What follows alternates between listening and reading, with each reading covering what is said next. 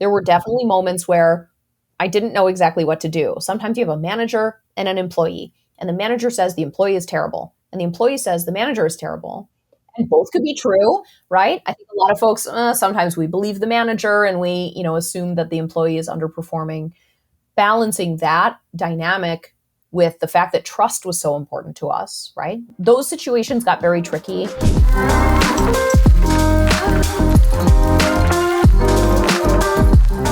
What do you need to know if you're considering taking on the people function? What's the difference between a chief people officer and a CHRO? And are GCs well positioned to take both of these roles on?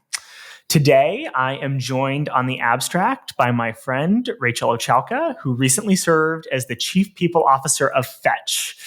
Before that, she was also Fetch's General Counsel. She served in both roles at once for a period of time. And earlier in her career, she spent 8 years in various legal roles of increasing responsibility at TransUnion. She started her career in litigation at Grippo and Eldon, and before that at Kirkland and Ellis. Rachel, thanks so much for joining me today. I'm happy to be here. Thanks for having me. I am looking forward to learning all about the people function from you. But before we get going on that, you left Fetch a couple of months ago and you're taking some time off this summer. Been able to do anything fun? We're just getting started with the summer. I've got 3 kids and today was actually their last day of school. So I'm spending a ton of time with them this summer. They're already angling to get out of summer camp a couple days and hang out and have fun. So just going to be enjoying time with the kids, with the family. I feel like kids are getting let out like later and later these days. Do they at least get like a full 2.5 months off or something like that? They do. Now, summertime is so stressful for working parents because camp and work schedules don't always line up. Camp is a little shorter day. But they are getting out a little later. Maybe the administrators have been listening to the working parents who beg for a little more time in the school year every year. I'm glad that you're taking some time off. And I'm going to ask you later about sort of what's next for you and what you're thinking. But let's go back to when you started at Fetch. You'd actually only been the GC there for a few months when you also took on the people function and took on the Chief People Officer title. How did that come about? How did you decide that you wanted to, or you were ready to, or were you voluntold to become the Chief People Officer too? Yeah, I was not voluntold. I asked for it. I asked for it actually a few times.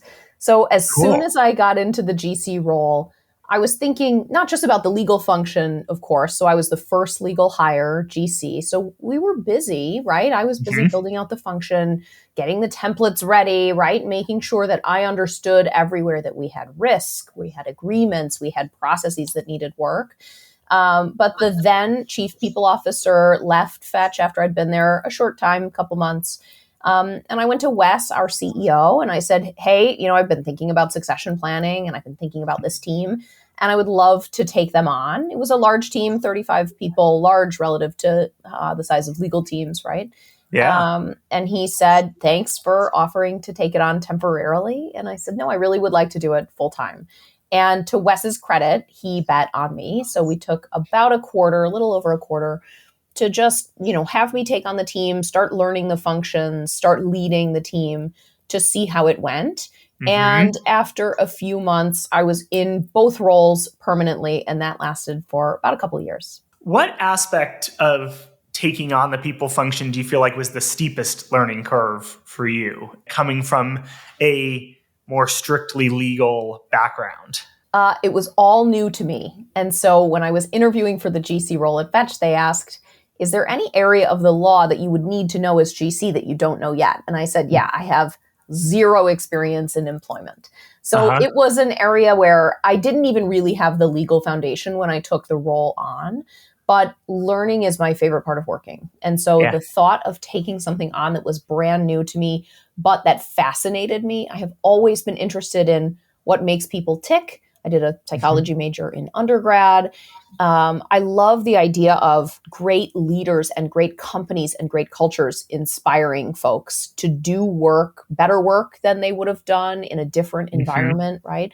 To be aligned behind a mission. And so that has always really interested me. But in terms of learning curve, it was all learning curve, right? So I hadn't really interacted a lot with HR teams at all, right? So when I was at TransUnion, I didn't have any HR issues. I, talked with the recruiters a little bit, but that was it. So I spent a good amount of time while I was leading the team. I spent a lot of time really, really focused on learning everyone's processes and functions so that I could lead them well and so that I could share what they were doing appropriately with the rest of leadership and the rest of the company. Your title was Chief People Officer, CPO. And you see a number of other folks, both, maybe at more traditional companies, also in tech too, when they take on both roles, who are CHROs. How did you think about the title? And do you think that distinction is important? Good question. I've seen CPO and CHRO used interchangeably. Sometimes it can give a little bit of a sense of how the organization feels about the people or the HR function. But generally speaking, a chief people officer role will be broader than a CHRO role. So in addition to HR was one very, very important, very broad part of what the Fetch People team was doing while I was there, of course, and continues. But we also had our offices. So we had the teams that picked out the offices, built out the offices, and managed the offices. Sometimes that lives under the COO org. We also, for a time, had IT. We had employee experience. So we looked at the HR or the people function more holistically than as just HR plus recruiting, HR plus talent management. Yeah. And so I think the CPO role at Fetch for us and for me really reflected the way that we thought about human capital or people or employees, right? It was more about who they were as human beings, who they were as people. So a lot of focus on inclusion, a lot of focus on belonging, a lot of focus on the ERGs, and making sure that all the different people who made up the Fetch employee base, right? All different skill sets, different moments in their life, making sure that everybody who came to Fetch felt like Fetch was for them was a really important focus. And the people title captures that, right? It's about the people. Human resources, I find we didn't even actually call our HR team HR. It was people operations. And so you see, and you can learn a little bit about how a company views folks sort of as part of their culture with the way that role is titled and also with the scope of that role. When you stepped into it, what was sort of the state of the union, both in terms of the function and the company culture? I mean, you're talking about, right, like shaping company culture more broadly. I'm curious, what was it like then? And what are you proud of having built over the past few years? Yeah, the team was great. And they were mature in terms of the way that they worked together, what they were focused on. Throughout my time at Fetch, the thing that I'm most proud of is how the team worked together and their unyielding focus on making sure that the people at Fetch, every single person, whether they were a top performer, whether they were an executive, right, or whether they were struggling, unsure about their future there, the people team at Fetch made and makes everybody feel, to my earlier point about inclusion, like Fetch is there for them. And the employee experience at Fetch was really a positive one, at least in terms of the feedback that we got in engagement surveys, right, and reviews. That's what I'm most proud of. The team was amazing.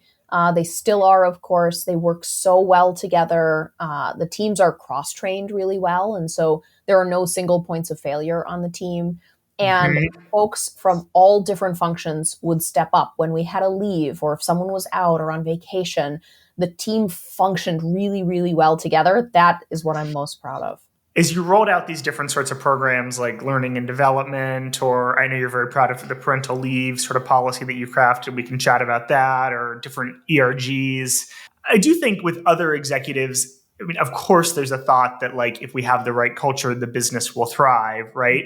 But to a certain extent, these are also sometimes seen as costs to the business, right? Did you ever encounter pushback from not specific executives, but people on the executive team? And how did you handle that? Because the objection there is a little bit different maybe than on the legal side, which is this is just too risky, right? How did you handle that? Yeah, so at Fetch, the leadership team is exceptional. And I never had pushback. No one ever said, Why is this so expensive? We redid the whole benefits package. I mean, they said it, of course, but it was never in a way, they were never blocking what we were doing, right? And so we redid the entire benefits. We got a lot of feedback that the benefits were not great. They were a little cheap. They didn't cover enough stuff. Folks were writing big checks and taking out their credit card when they went to the doctor's office, which I hate doing, right? Yes. You're paying every paycheck for your health coverage, right? And you're still having to pay for everything that you're doing.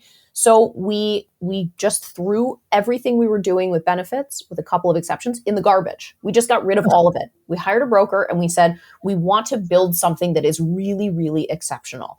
But that stuff is not cheap.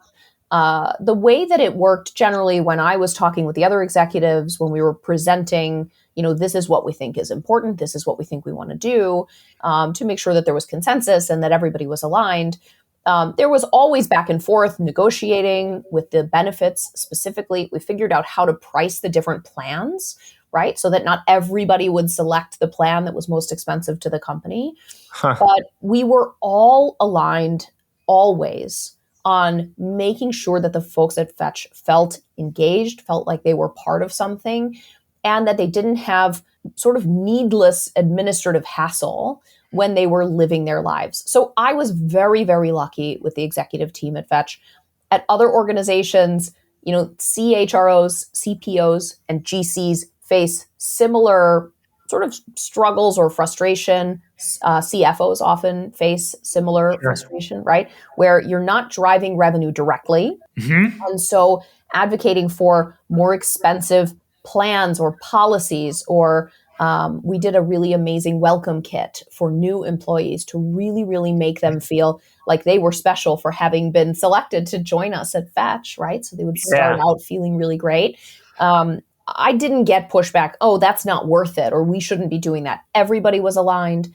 And to the extent that something was very expensive or would take a lot of resources or time or energy from other things that we were doing, there was always a very healthy negotiation and balance. So we didn't always do everything the way that we first proposed it, or the way that we would have loved to see it if we could have written our own future just within the people team. But that push and pull and negotiation and balance is critical to having a functioning and healthy business, right? You cannot pay everyone $1 million a year.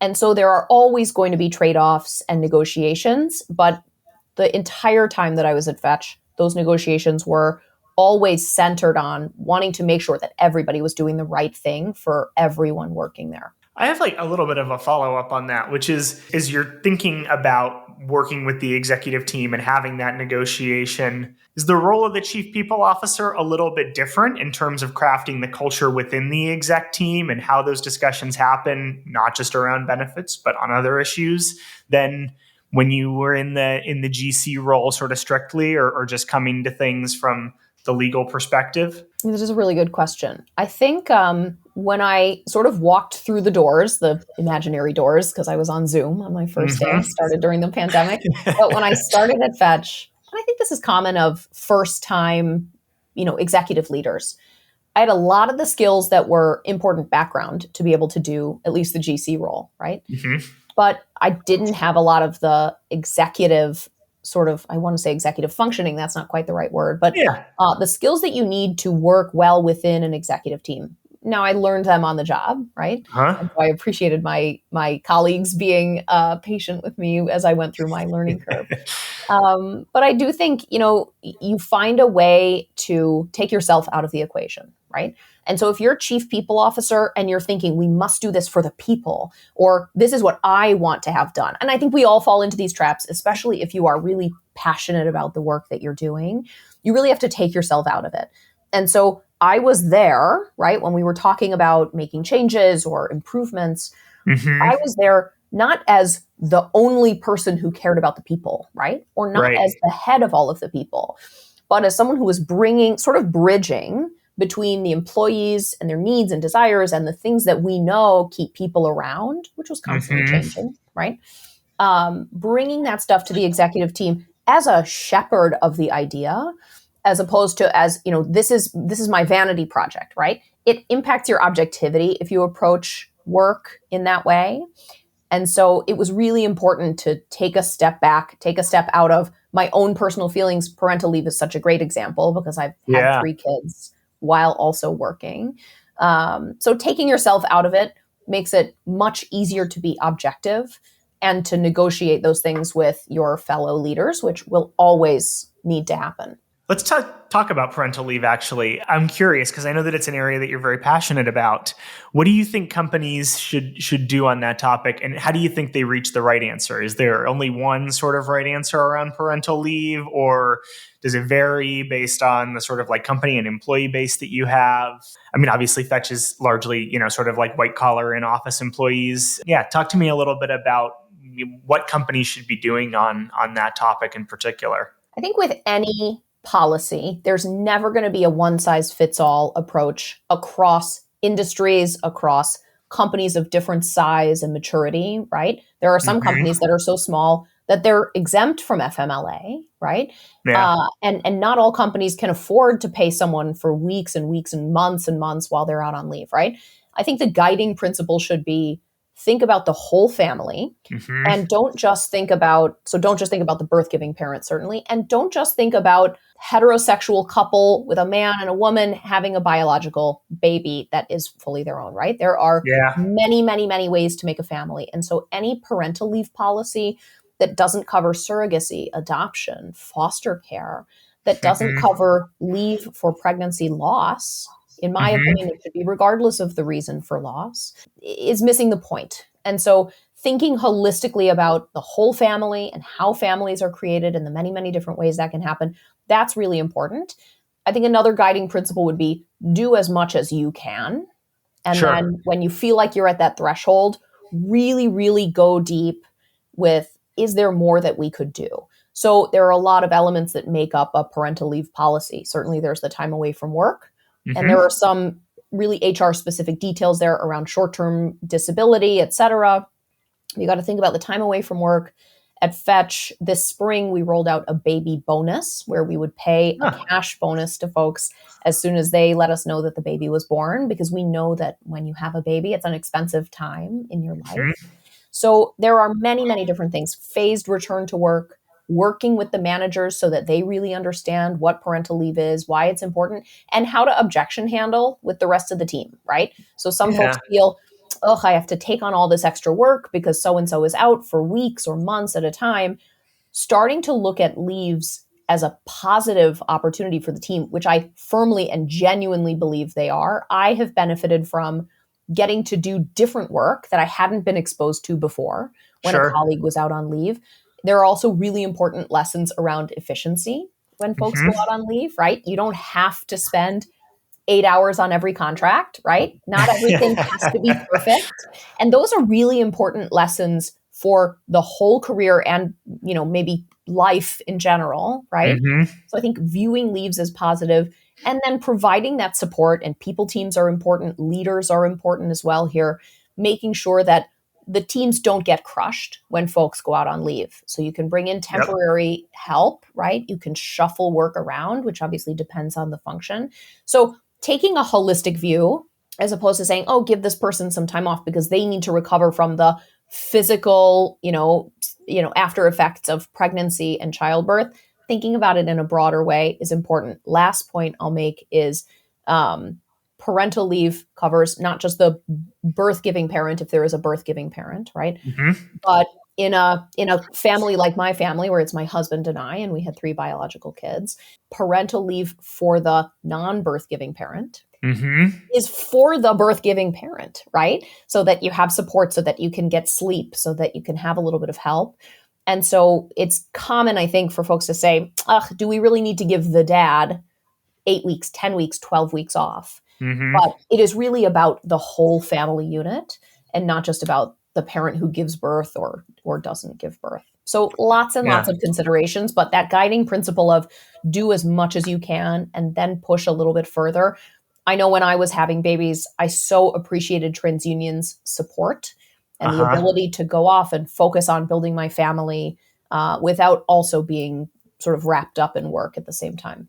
And on that last point too, I mean, I think that there's increasing sort of research that shows that in a case where there's a birth-giving parent and another, health outcomes are a lot better, mental health outcomes, that sort of thing, right? So like thinking about it as the whole family, I like that framework. Slightly different topic, which is I'm curious about hiring. And you've hired for lawyers before and had teams, but hiring for people, not only do you have a bigger team and you have sort of a very diverse team in a sense, right? I mean, hiring for a recruiting profile is probably very different than hiring someone who's really good at compliance around various HR laws and regs. But how did you approach hiring once you became chief people officer? And did you have to look for talent in a different way than you had before? I definitely did. So not knowing each role and function made hiring really challenging initially, right? I didn't know what a great recruiting coordinator would do. I didn't even know the whole scope of the role.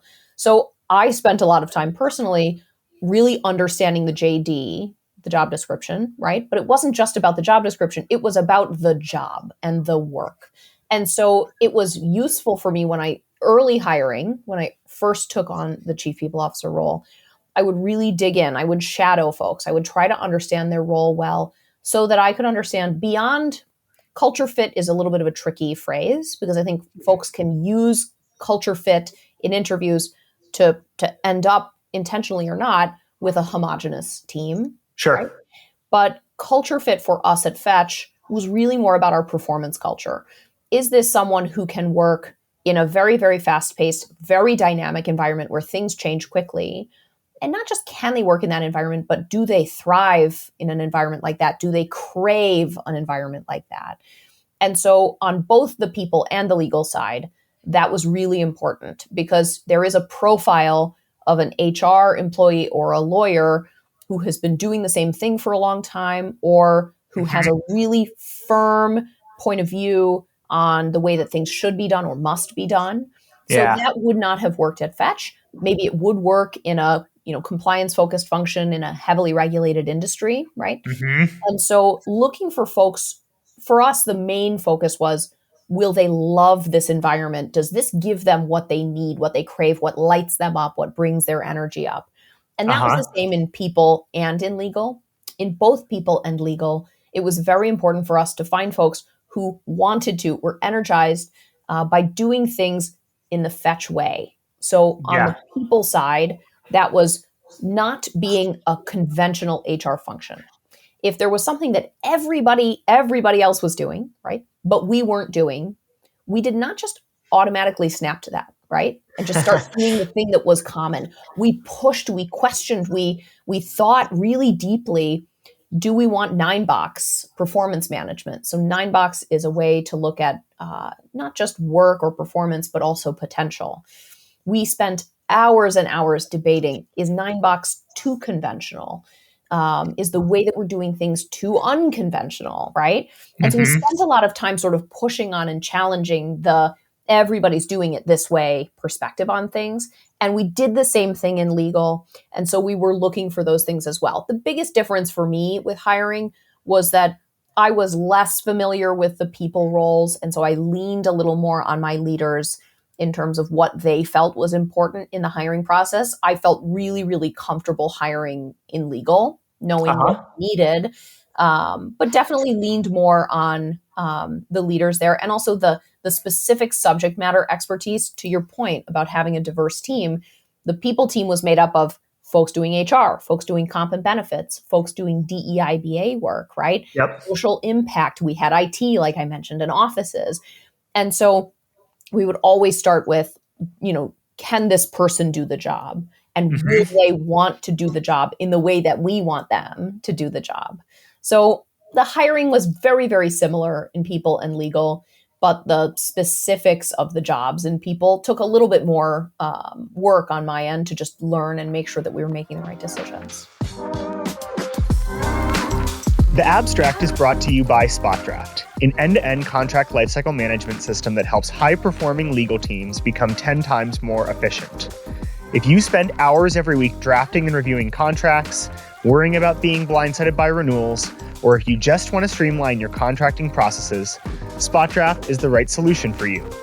From creating and managing templates and workflows to tracking approvals, e-signing, and reporting via an AI-powered repository, SpotDraft helps you in every stage of your contracting. And because it should work where you work, it integrates with all the tools your business already uses. SpotDraft is the key that unlocks the potential of your legal team. Make your contracting easier today at SpotDraft.com. Culture fit's an interesting both phrase and also sort of question as you think about a business. And post-COVID, or in the sort of era that we're in, I think that one of the biggest culture fit questions where people start to separate themselves is usually, am I going to go into the office, whether it's 3 days a week or 5 days a week or 3 weeks a month or whatever it is? There are businesses that are being built with the mindset of, we want our employees here talking to each other in person in their cubicles or open office plan or what have you. Right. And then there's, the remote side, which is, we want to go and we want to find talent wherever it is. And we don't care if you're here, and we just want you to be able to talk to your colleagues on Zoom. And where do you come down in that debate? I think it works.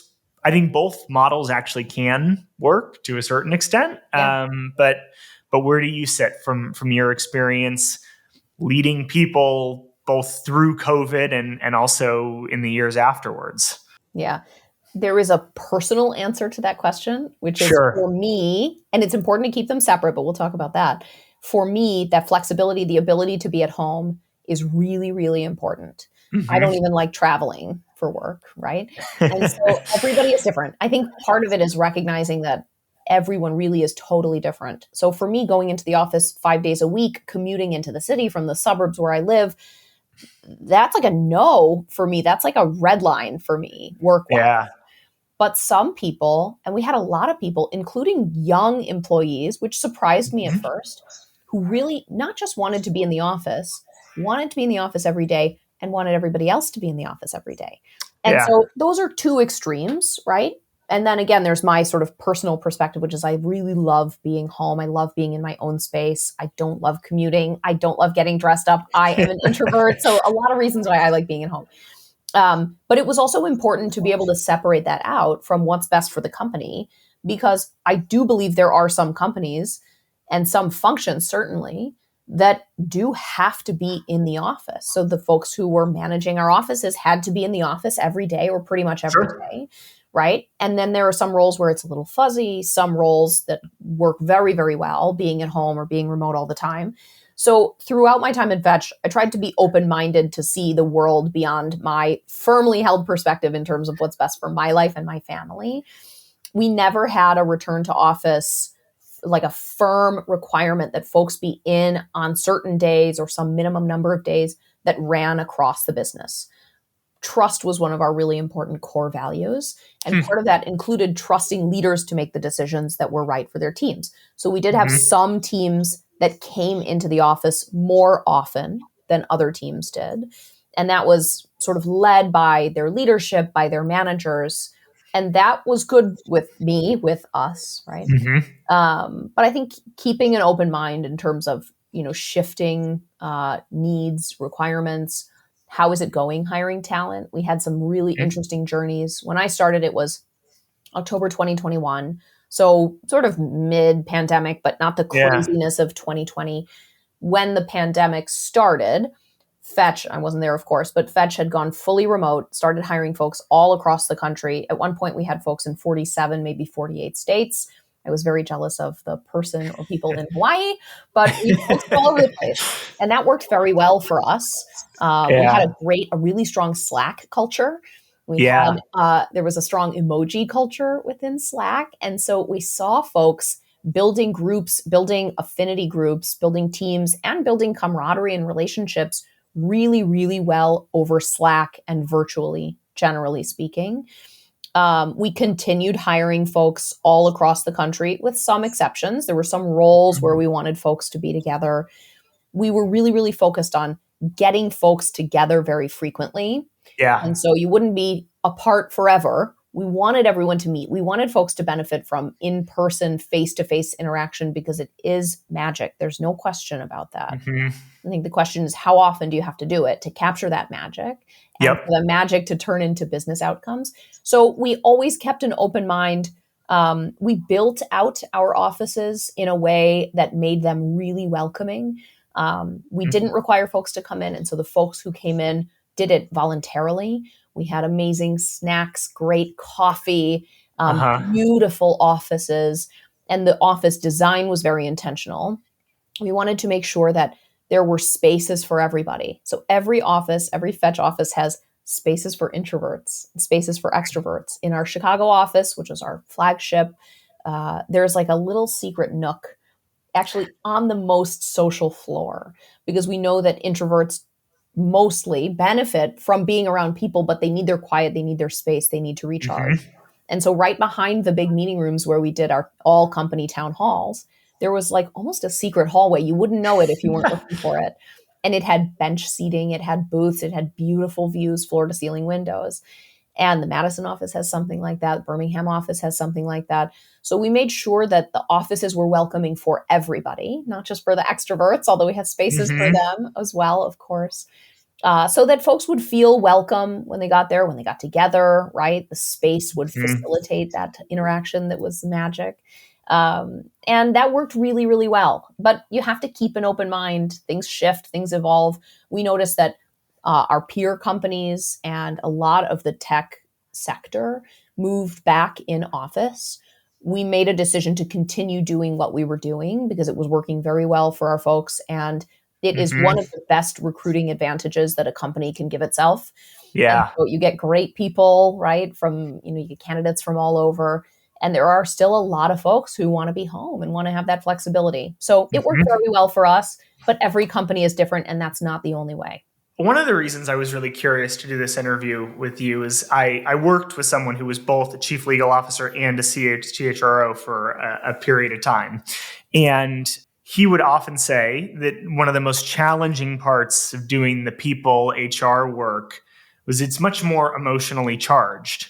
That was actually the most difficult part for him. And he and I worked on very hard stuff together. We worked on public policy stuff and crisis comm stuff and compliance issues. But that all felt very intellectual in a way that an employee coming to you with a personal benefits problem or unhappy about their salary or refusing to work for this manager anymore did not.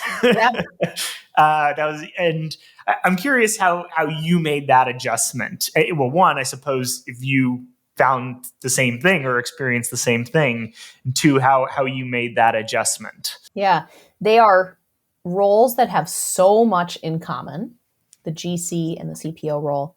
Yeah. And there are so many things that are so different. I loved that balance. I loved the hard intellectual work of being a lawyer, trying to figure out whether we could do something that had never been done before or that was controversial maybe, dealing with challenges with contract negotiations or with relationships if those things came up from time to time. I love that hard intellectual where you have to like apply your brain to a problem and your brain has to do its best. You have to be hydrated and caffeinated and fed and energetic to have sort of optimal brain functioning to find the answer. I love that. I also love people, and I find the millions or billions of things that act on us, that impact the way that we show up, how we feel about work, the work that we do. I love, love, love, love that. And so there were elements of each role that really provided something that the other role didn't. It reminds me, Ruth Bader Ginsburg once wrote that this was about parenting and work. She said, each part of my life was respite from the other. And I think a lot of working parents can relate to that, right? You love your kids, but sometimes you are done wiping their noses and you would like to focus on your own pursuits, right? Every parent I know feels some version of that. It was the same thing with work. So there were elements of the CPO role that I absolutely adored that I did not get at all from the general counsel role. One example is we expanded our parental benefits beyond leave.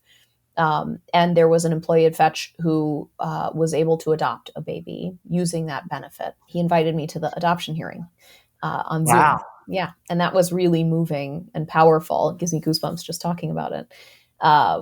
You never get a moment like that as a GC, right? Folks Sure. can be grateful for your help and man, you really got us out of a difficult situation, or thanks for getting that deal over the line. Hmm. It's not a thankless job by any means, Yeah. but that ability to have impact on folks in the CPO role was something that I just adored and didn't really have in the GC role. To your question about, can it be draining? Absolutely. It can be hard. You can have employees in very, very difficult situations. There were Hmm. definitely moments where I didn't know exactly what to do. Sometimes you have a manager and an employee, and the manager says the employee is terrible, and the employee says the manager is terrible. And both could be true, right? I think a Yeah. lot of folks, sometimes we believe the manager and we, assume that the employee is underperforming. Balancing that dynamic with the fact that trust was so important to us, right? We had to Hmm. trust the managers to lead their teams. We had to trust the employees to tell us whether they were happy or engaged and, how they felt about work. Those situations got very tricky. I also would get calls, Fridays, we joke, Fridays are busy, busy days in HR. Folks can hold it together all week. The week starts to wind down. They're looking ahead to the weekend. There were many Friday nights that I was on the phone 8 o'clock, 9 o'clock, 10 o'clock at night working through issues. Oh, And it didn't bother me. You say, yeah. and there were, when the phone would ring and I was sitting at dinner with my family, I'm, oh man, I had that same reaction, right? But I got a lot of, it really brought my energy up to try to help folks out, Sure. try to find a solution, and try to make sure that we were being balanced and pragmatic. And I hate the word fair, but it sort of works in Hmm. this situation. An important part of the CPO role is boundaries. And Hmm. so if anyone can call you anytime with any problem, then you actually can't do your job, right? And Right. so for me, there was a need to find a balance between being an authentic, available CPO, Yep. but also reserving the ability to do my job and live my life and not burn out. And so drawing boundaries is really important. Maybe there are times that you're available for everybody and times that you're not. Hmm. And you can provide those opportunities with office hours or with being in the office when folks are around. But it does take some intentionality, I think, Hmm. around drawing the boundaries. But really, any executive role is going to be a 24/7 Sure. always on. I used to joke that, not joke really, but if my CEO called me at 1 a.m. and said I needed something, I would get out of bed. Absolutely, I would. Right. And so when the work is more personal or can be more draining, like a CPO role, especially when things get tough, you just need to find ways to create balance around the work that needs to be done, as opposed to saying it's 5 o'clock, you're not going to find me until tomorrow. Right. You were both the GC and CPO for a period of time, and then the last 6 months or year or so, you had the CPO role as a standalone and had a legal counterpart. Curious if you felt like you it's possible to do both roles really well. What you recommend to folks who are maybe facing or deciding that they want to take on more. Should they be thinking, okay, at some point I need to give one of these up? How do you think about that? I think both roles can be done by one person well, but it's Hmm. really challenging. It's really challenging. So I think someone who's thinking about doing both roles needs to really understand the resourcing on both teams. So it is true, sort of universally, that you can't lead and be in the weeds all the time. I Right. see them as sort of like it's a door and only one can go through at a time, right? So I think it's good to be a leader who, rolls up their sleeves and gets their hands dirty and is there with the team when things are needed. But if you are understaffed, you will be in the weeds, right? Yeah. You will be doubly in the weeds if you have two, but really it's more like, 10 or 15 or 20 areas of responsibility, because there's a lot of different work that rolls up to a GC and there's a lot of Mhm. different work that rolls up to a chief people officer. So the most important thing is your team and your resources. If you've got a great team, and specifically I'm really focused on the leaders one level below you. So if you've Yep. got a great couple deputy GCs and you've got a great head of talent acquisition, head of people operations or HR, right? Hmm. Then it is 100% doable. 100%. If you are under resourced, if you are an individual contributor in one or more areas, If Mm-hmm. it is hard to get more roles when you go to your team and you present the data and the benchmarking and you say we need more folks, Yeah. then it will be very, very difficult to do both roles. And there's really high burnout risk. But I definitely think that they can both be done. One of the sort of lesser understood challenges about being a GC and CPO is that in many, many situations, even beyond employment related issues, the GC and CPO are very powerful allies on the leadership team. And Right. if you are in both roles, then you are sort of taking away another human being who could be there not just Ah, to that's sort of help interesting. you, but to bounce ideas off of. So the confidentiality sort of protections and access to data are similar. And generally speaking, it's two people who are thinking broadly about risk, about what's best for the company, all the way across the company. And so it is very nice. When we brought in a GC and I moved into 100% focus on the CPO role, he and I got along really, really well. It was great to have a Yeah. counterpart. And it was great sometimes to have something that I would have done alone when I was in both roles, but to be able to hand a piece of it over to him or to be able to, seek his counsel on something, because we all benefit from bouncing ideas off of folks who are smart. And so it was really, really nice to have a counterpart and to have someone I could talk to and we could work through issues together. That's something that I didn't think about when I Mm-hmm. asked to take on both roles. And it wasn't an insurmountable challenge, but there were definitely moments where it would have been nice to have someone else as CPO or someone else as GC when I was Yeah. making decisions or working through things. That's really interesting. And for what it's worth, by the way, when I've talked to other folks who have been dual hatted as GC and CHRO or Chief People Officer, they consistently say what you say, which is, they might be able to step a little more easily into the weeds because they grew up as a lawyer, right, and have subject matter expertise. Doing that on the HR side is really hard. There was another episode of this podcast that I did with Vanessa Gage, who's amazing, and we talked about interim roles. Mm-hmm. And she took on an interim CFO role for a while, and she felt very similarly about taking on the finance function, which is to say, if you have great subject matter experts working with you, directly reporting into you, will go really well. If you don't have those folks, it's going to be really, really challenging. Yeah. Yeah, but it's good practice as a leader, especially if you start as GC. I think it's probably rare that someone starts as CPO or CFO and takes on GC responsibilities because it's so specialized, right? And it's a licensed profession. But the legal sort of work that you do in the run up to becoming a GC, right? Your law school and your whole career as a lawyer before you become a GC prepares you well in some ways to be a GC, but doesn't really prepare you. My legal work and training did not really sort of directly prepare me for how operational the chief people officer role was, right? I had always successfully resisted having my work evaluated based on key performance indicators or KPIs because I did highly complex work, right? And when you're doing contracts, think about a massive, licensing agreement that lasts a decade versus an NDA, right? And so there's so much complexity in a legal role that makes KPIs really tricky or complex. In a chief people officer role, the data, the analytics, that's everything. Because you can't say, oh, this thing is working because people are happy, right? That won't do. I mean, it's meaningful, right? But that's not the whole story. And so getting into that sort of metrics-driven mindset was a huge, huge shift for me and candidly really challenging. And so the operational aspects of the chief people officer role, I learned them over sort of a longer period of time, and I would still have plenty of learning to go if I were still in a CPO role or took on a new one. But it is definitely possible to do both well. Maybe that's a great lead in to sort of my last substantive question for you, which is if I'm a GC and I'm thinking about taking on the CPO role as well, is that a good idea, right? Who is this right for? Because presumably it's fairly, to be fair, right? Like it's not right for everyone. Not everyone is going to enjoy being dual-hatted like this. Yeah, I think the GCs for whom this would be the right move, right? Also taking on CPO or CHRO responsibilities.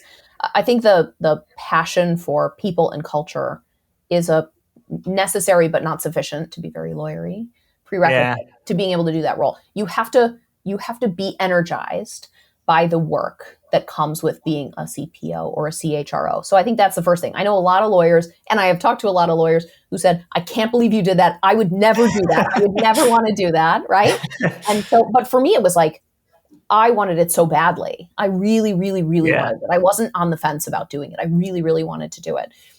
So I think that passion drives you through the Friday night, 8 p.m., there's something is going wrong. There's an emergency moments, right? Because you do need that. I think in any job, the love that you have for the work or the enjoyment that you get out of the work carries you through the times that are difficult. And back to the operational piece of being a chief people officer, I really think you have to have, even if not a love for operational rigor, you have to be open to it. And you have to accept the fact, if you are a lawyer, GC, who's going to step into a CHRO or chief people officer role, you have to know how big an element of that role, the analytics, the KPIs, the OKRs, that operational rigor element of the work, you have to understand that it's an enormous piece of what makes a CPO or a CHRO successful. And I would counsel someone who's about to step into the dual role, that is the first thing that you should start digging into and learning more about. If that means taking a class, right? Or just studying up, reading books. That's a really, really important sort of, I think, hurdle for some folks who are interested in and have the opportunity to take on both roles that needs to be addressed early. This has been great. What's next for you, Rachel, as you think about the fall and the rest of the year, and what are you excited about in terms of a next adventure? Or are you just focused right now on enjoying the summer and spending time with your family? All of the above. So I am very, very excited to spend more time with my kids. They're 5, 7, and 8. They are at the most perfect ages. They're sweet and they're funny and they're smart, and they bring home crazy facts about bugs I've never heard of or inventions I haven't thought about since I was a little kid. So for now, I wrapped up at Fetch at the end of May. And so for now, I'm just focused on hanging out with them. They're getting out of school. It's going to be summertime. We're in Chicago. Summer in Chicago is just about as good as it gets. So focusing on that. And, the next role, I'm not sure. I don't know. If I had to guess, I would say it's probably a little more likely that it will be a GC role. Yeah. But like I said, I loved the impact element of the CPO role. And so if I end up taking on a GC only role, of course I would do both again in a heartbeat. But if I took on a GC only role, I would have to really think about how I could bring that culture and people and impact side to the work without sort of stepping on anybody's toes. And maybe that's within the legal team. Maybe there's something broader like sponsoring an employee resource group. But I do know that I loved that balance between the two roles, the intellectual rigor of the general counsel role, the impact in the chief people officer role. So we'll see. But for now, just enjoying the beautiful summer in Chicago and hanging out with my family. As we start to wrap up, there's a couple of questions that I like to ask most of, if not all of our guests. The first is if there's any books that you would recommend for me or our audience to read, and they can be people related and sort of management related, or just something that you've enjoyed recently. I love it. I have 3 books that I will recommend, and each of them sort of touches on a different piece of me, and I think will resonate with listeners in different ways. So as a person really focused on people and culture and building that in a business, Patty McCord was Netflix's CHRO. Netflix has this amazing culture. Their culture deck is available publicly. And Patty McCord wrote a book called Powerful, Building a Culture of Freedom and Responsibility, that is unequivocally the best book I have ever read about culture. It's not too tactical. It's not too focused on the KPIs, the metrics, the operational rigor. It really is more about creating an environment where folks are able to do their best work, be creative, be free, because they feel trusted. So Powerful is absolutely one of my favorite books. We ran a leadership development cohort-based course, essentially, for folks on the cusp of leadership. And we gave copies of that book out at the end of a couple of the cohorts. It is a really exceptional book, and it's short and an easy read. As a parent, I read a little bit about parenting and about the decisions around parenting. And the parenting book I'm reading now is called The Anxious Generation. It's about kids and smartphones and social media. It's getting a lot of press. It's really interesting. The biggest takeaway for me is I should not get them phones. They're too young for that. And I should send them outside to run around and play with friends and get into trouble and fall out of a tree, because risky in-person experiences are good for kids, while risky online experiences have little of the same benefit. So that has been a very, very interesting book. I'm not done with it yet. And then one of my favorites, which you and I have talked about before, is a book called The Power of Full Engagement. It's an older book written by two guys who used to coach elite athletes, and then they switched to coaching executives and business folks. And that book is really about managing your energy, not your time. A lot of folks think, oh, I have to manage my time. I have to have enough time for everything. And really, it's more about managing energy. We all have experienced, you get on a run with work and you're able to do something in an hour or a few hours that could have taken you weeks or would take you weeks in another, whatever, life or another situation. Managing your energy, making sure that there's a balance between when you're doing your work and you're really engaged with that, and then rest, right? Or indulging your own, taking a walk, being with friends, getting coffee with someone, networking. And that idea that the rest or the time away from work isn't just time away from work. It's not time that's spent not working, right? Although it is factually. Right. It makes you better, right? When you're working, it makes you more productive, more creative. And so that book I read when I was in the throes of the GC CPO blended role. I had a lot going on, and it was very helpful for me. It almost allowed me to give myself permission to go to the gym or leave my phone upstairs for a few hours in the evening to hang out with my kids, which really made a big difference in my quality of life. I love that. That's one that's going in my Amazon cart this afternoon. Good. My last question for you, which I like to ask most folks, is, if you could look back the days when you were a lawyer just getting started, maybe at Kirkland and Ellis, what's something that you know now that you wish you'd known back then?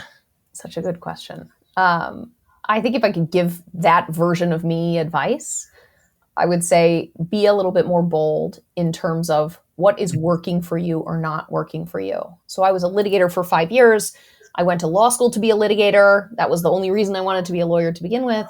I did not love litigation. And so I have a personality that lends me more to an in-house role. I like to build. I like to create things. I like a long arc, right? I like to see the work at the beginning, and then I like to see it pay off at the end, which you don't really get to do at a firm, particularly in a litigation role, right? We would be brought in, we would dig in really deep, we would work really, really hard. And I remember when cases would settle, I would be disappointed, not just because I wasn't going to get trial experience, although that was part of it, but because I wasn't ready to be done, right? I had just gotten in and learned this whole business, and I wanted more of that. But I stayed in litigation for 5 years, which was probably 4.5 years, too long. Not that I regret it, but I would have made a bolder decision, I think, knowing what I know now, and said, this isn't working for me. I'm going to go do something else. I was fearful around change for a very, very long time. And I think if you're really gutsy and you say, this isn't right for me, and see that not as a failure, not like you're not good enough to do this role, but like, I don't choose this, you can end up finding happiness in your career maybe a little earlier. You can be on the path to doing, having an eventual goal, like being a GC or being a, chief people officer or doing something else that you reach in a little bit more of a direct way. If you are bold and if you really listen to yourself when something doesn't feel right for you and just make a move. So I would do that a little earlier. I'd have a little more courage around my conviction in terms of what's good for me. That's fantastic. This has been such a fun conversation. Thank you so much for joining me today, Rachel. Thank you for having me. And to all of our listeners, thanks so much for tuning into this episode of The Abstract, and we hope to see you next time.